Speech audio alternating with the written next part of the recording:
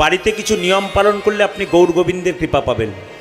আমি আপনাদের একটু বলে দিই, যে যেখানে বসে আছেন মায়েরা, আপনারা সন্ধ্যাবেলায় শঙ্খ কবার বাজান? জোরে বলুন, কবার বাজান? জোরে বলুন, একটু বলবেন আপনারা কবার বাজান? 3 বার বাজান। কিন্তু এতদিন কীর্তন শুনছেন, আমি আপনাদের বলতে চাই, আপনার শঙ্খ যে 3 বার বাজান, তা 4 বার বাজালেন না, 2 বার বাজালেন না, 3 বার কেন বাজালেন জানতে হবে। কিন্তু শঙ্খ 3 বার বাজালেন মানে একবার ব্রহ্মাকে উদ্দেশ্য করে বাজালেন, একবার বিষ্ণুকে উদ্দেশ্য করে বাজালেন, একবার মহেশ্বরকে উদ্দেশ্য করে বাজালেন। এই 3 জনকে উদ্দেশ্য করে মায়েরা যদি শঙ্খ বাজায়, তবে 33 কোটি দেবদেবীকে আহ্বান করা হয়ে যায়। আর হ্যাঁ, আর একটা কথা শুনে রাখবেন, আপনি শঙ্খ কোনোদিন ভুলে 4 বার বা 5 বার বাজাবেন না। কেন? অসুররা যখন তাদের রাজাকে ডাকতেন, তখন শঙ্খ 4 বার কি 5 বার বাজাতেন। এই জন্য যদি ভুল করে আপনারা শঙ্খ 4-5 বার বাজান, তাহলে কিন্তু আপনাদের অসুরদের আহ্বান করা হবে, শাস্ত্র বলছে। এই জন্য শঙ্খ আপনারা সবসময় 3 বার বাজাবেন। দেখুন মায়েরা, বাড়িতে যদি শঙ্খ রাখতে হয়, তবে আপনারা 2টো করে শঙ্খ রাখবেন। সবাই মাথায় রাখবেন, একটা জলশঙ্খ, একটি বাদ্য শঙ্খ। যেটা বাজাবেন ওটা তো এঁটো হয়ে যাচ্ছে, সেটা মন্দিরের এক সাইডে রাখবেন।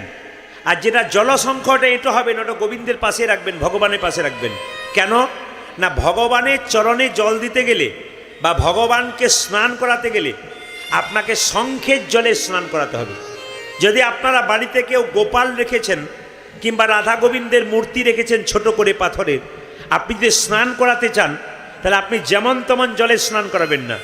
আপনি শঙ্খের ভেতরে যে জল, ওই জলটাতে করে স্নান করাবেন। কেন না, শঙ্খের জল হচ্ছে সবচাইতে পবিত্র। যেটা এঁটো করে বাজাচ্ছেন, ওই শঙ্খতে জল ভরে দিলে হবে না। আমি বললাম বাড়িতে একটা জলশঙ্খ রাখতে হবে, এবং শঙ্খ দেখবেন কোনোদিন নিচে রাখবেন না। শঙ্খ আপনারা কেউ নিচে রাখবেন না। এখন দেখবেন বাজারে স্ট্যান্ড কিনতে পাওয়া যায়, ওতে রাখতে পারেন, অথবা আপনি একটা লাল কাপড় বা হলুদ কাপড়ের ওপর রাখতে পারেন। এ কথা কিন্তু মাথায় রাখবেন সবাই। কিন্তু একটা খুব দামি কথা শুনে রাখুন, শঙ্খ যখন জলশঙ্খ বাড়িতে রাখবেন, শঙ্খের ওপরে একটা তুলসী পত্র দেবেন। প্রত্যেকের বাড়িতে যদি দিতে পারেন তাহলে মঙ্গল আছে। কিন্তু আমি বারবার বললাম, শঙ্খের ওপরে আপনি তুলসী পত্র দেবেন, তাহলে কিন্তু আপনার লাভ আছে। আর বাড়িতে যদি শালগ্রাম শিলা থাকে, তো শালগ্রাম শিলার ওপরে কোনোদিন আপনার তুলসী পাতা রাখবেন না। শালগ্রাম শিলার নিচে তুলসী পত্র রাখবেন। প্রথমে তুলসী পত্র, তারপর শালগ্রাম শিলা। এইবার আমি আপনাদের বলে যাই, শঙ্খ যখন বাজাবেন, তখন দেখবেন বার্লিন বিশ্ববিদ্যালয়ে বিখ্যাত বিজ্ঞানী বলছে যে শঙ্খ যদি কারো যদি শ্বাসকষ্ট থাকে, যদি কেউ শঙ্খ প্রায়ই বাজাতে পারে, তবে তার শ্বাসকষ্ট অনেকটা দূর হয়। কে বলছে? আমি পেপারে পড়েছিলাম, বার্লিন বিশ্ববিদ্যালয়ে বিখ্যাত বিজ্ঞানী বলছেন যে যদি কেউ শঙ্খ বাজাতে পারে প্রায় সময়, তাহলে যাদের শ্বাসকষ্ট, অ্যাজমা রোগ আছে, তাদের কিছুটা রিলিফ হয়, কিছুটা কষ্ট দেখবেন দূর হয়। বিজ্ঞান মানে আমাদের যিনি বার্লিন বিশ্ববিদ্যালয়ের বিখ্যাত বিজ্ঞানী, তিনি কিন্তু এ কথা প্রচার করছেন। আপনাদের কাছে নিবেদন রইল মায়েরা, শঙ্খ দেখবেন বাড়িতে যখন ঠাকুরমশাই পুজো করে, তখন দেখবেন যে প্রসাদগুলো আপনারা কেটেছেন, ফলমূলগুলো, ঠাকুরমশাই দেখবেন শঙ্খের ভেতরে জল ভরে ওই প্রসাদটা উপরে ছড়িয়ে দেয়। কেন বলুন তো?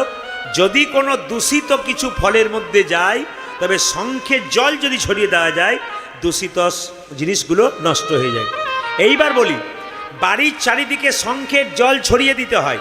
প্রশ্ন করবেন কেন? অশুভ শক্তিগুলো দূর হবে আর শুভ শক্তির আগমন হবে।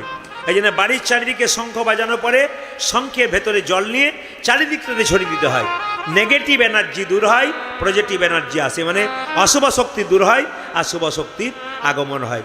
তাই আপনাদের কাছে নিবেদন রইল, যে যেখানে বসে আছেন একটু মন দিয়ে শ্রবণ করবেন।